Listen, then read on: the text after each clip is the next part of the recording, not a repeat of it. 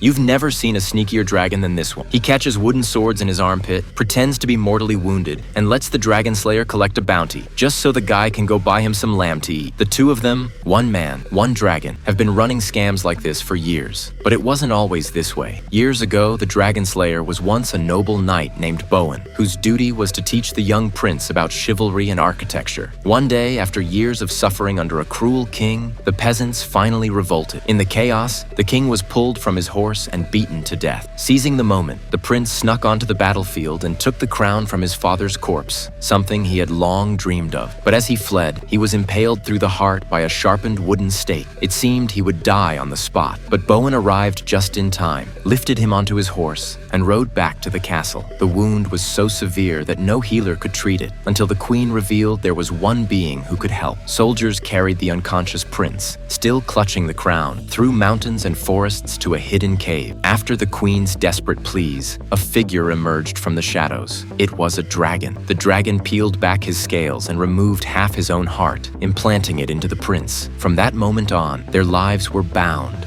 As long as the dragon lived, the prince could not die. The prince recovered quickly, but to everyone's horror, he soon became even more tyrannical than the former king. He forced laborers to build massive castles and devised cruel punishments for anyone who disobeyed. Watching this transformation, Bowen began to suspect the dragon's heart had corrupted the boy's soul. Over the next decade, Bowen traveled across the land, determined to hunt down every wicked dragon in existence. One day, near a river, he found one pretending to be a boulder. The dragon clearly didn't want to fight and retreated into a cave behind a waterfall. But Bowen wasn't about to let it go. Sword in hand, he charged into the cave. The dragon, though, wasn't defenseless. It threw Bowen right back out and flew away. Bowen gave chase on horseback, managing to lasso the dragon's leg. But he underestimated the creature's strength and was dragged violently through the forest. He used the terrain to his advantage, hooking the rope around a tree. The dragon lost balance and crashed to the ground. Bowen moved in to finish it off, but the dragon was the better fighter. With one swipe of its tail, it launched him into the air. Then it unleashed a torrent of fire. But when the smoke cleared,